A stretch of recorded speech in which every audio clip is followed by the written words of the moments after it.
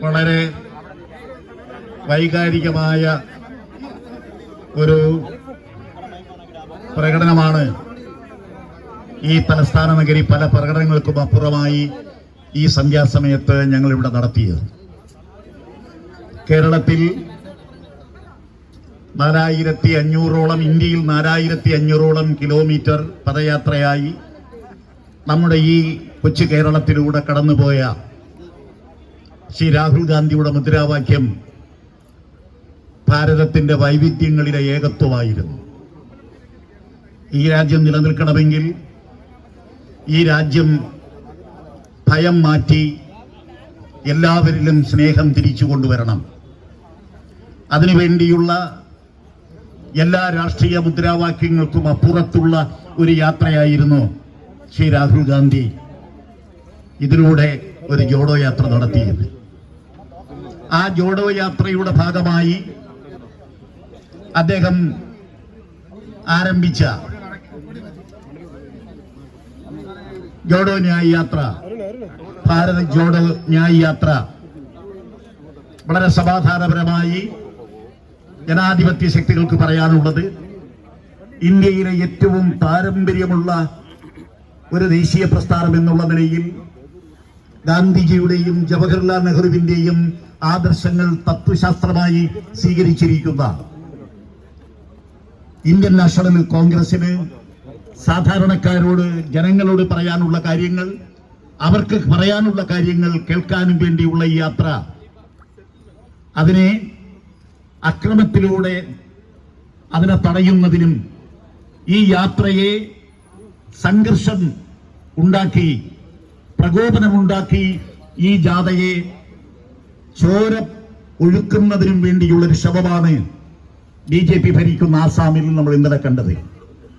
യാതൊരു പ്രകോപനവുമില്ലാതെ വഴിയോരങ്ങളിൽ കാത്തുനിന്ന ആയിരങ്ങൾ അഭിവാദ്യം ചെയ്തുകൊണ്ട് വളരെ സ്നേഹത്തോടെ തൊട്ട് തലോടി അവർ പറയുന്ന മുഴുവനും കാര്യങ്ങൾ കേട്ടുകൊണ്ട് ഈ രാജ്യത്ത് നമുക്ക് ഒന്നിച്ചു മുന്നേറാം എന്ന മുദ്രാവാക്യവുമായി കടന്നു ചെന്ന ശ്രീ രാഹുൽ ഗാന്ധിയുടെ യാത്രയിലേക്ക് ഒരുപറ്റം BJP RSSകാർ കടന്നു കയറുകയും വ്യാപകമായ അക്രമം അഴിച്ചുവിടുകയും അദ്ദേഹം സഞ്ചരിച്ച വാഹനങ്ങൾ മാത്രമല്ല, അദ്ദേഹത്തിന്റെ കൂടെയുണ്ടായിരുന്ന നേതാക്കൾ സഞ്ചരിച്ച വാഹനങ്ങൾ ഉൾപ്പെടെ ആക്രമിച്ച് കേടുവരുത്തുകയും ചെയ്തു.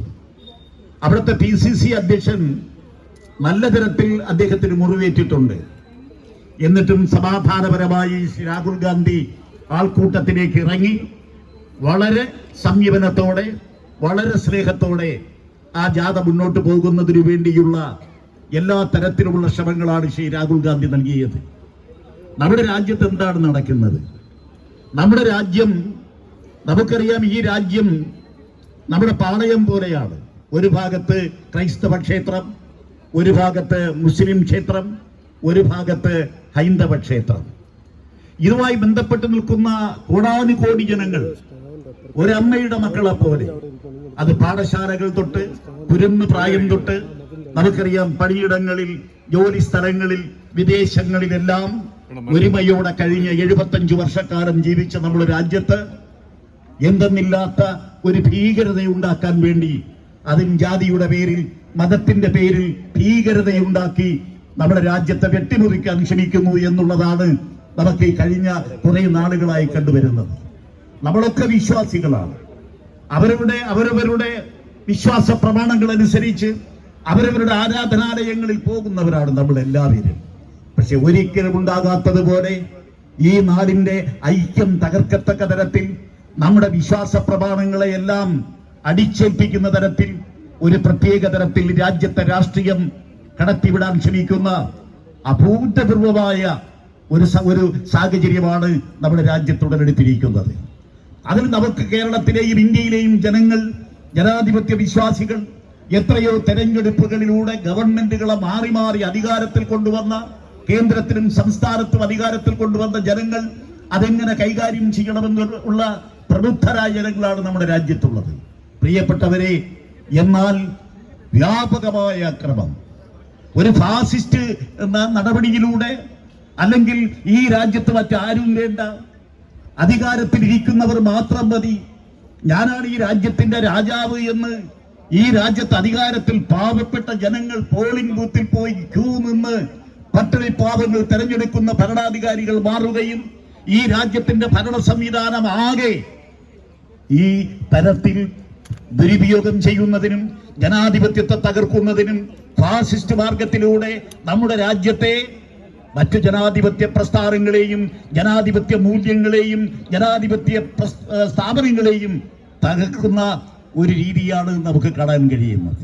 അതിന്റെ ഭാഗമായിട്ടാണ് ഇവിടെ പ്രതിഷേധ ശബ്ദം വേണ്ട. ആര് പ്രതിഷേധിക്കാനും ഞങ്ങൾ സമ്മതിക്കില്ല. ഈ രാജ്യത്ത് ഭരണകൂടങ്ങൾക്കെതിരായി ഭരണാധികാരികൾക്കെതിരായി അവരെന്തു ചെയ്താലും അത് വായി മൂടിക്കെട്ടി അടിമകളെ പോലെ അനുസരിച്ചു കൊള്ളണമെന്നുള്ളൊരു സമീപനം ഈ രാജ്യത്ത് വളർന്നു വരുന്നതിന്റെ ഭാഗമായിട്ടാണ് BJP-യുടെയും RSSന്റെയും ഭാഗത്ത് നിന്ന് ഈ ഭാരത് ജോഡോ ന്യായ് യാത്രയ്ക്കെതിരായി നമുക്ക് ഈ ദിവസങ്ങളിൽ കാണാൻ കഴിഞ്ഞത്. ഞാൻ മറ്റു വിശദാംശങ്ങളിലേക്ക് കടന്നു പോകാൻ ആഗ്രഹിക്കുന്നില്ല. നമ്മുടെ രാജ്യത്ത് സമാധാനത്തോടെ ജനാധിപത്യം പുലരണം.